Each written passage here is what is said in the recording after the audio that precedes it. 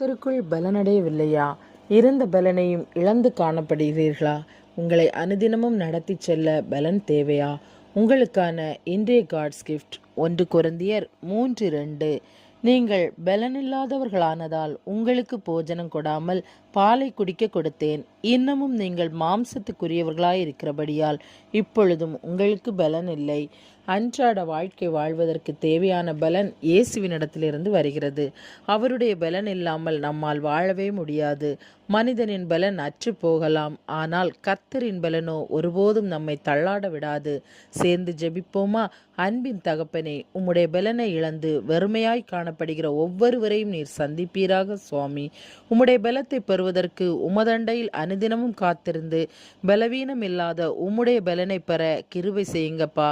உம்முடைய பலத்தால் அநேகர் அற்புதங்களை பெறுவார்களாக. இந்த பலவீன பாண்டங்களாகிய எங்கள் ஒவ்வொருவர் மீதும் பலனை தந்து காத்து கொள்ளுமாறு இயேசுவின் மூலம் ஜெபிக்கிறேன் நல்ல பிதாவே. ஆமேன். God bless you.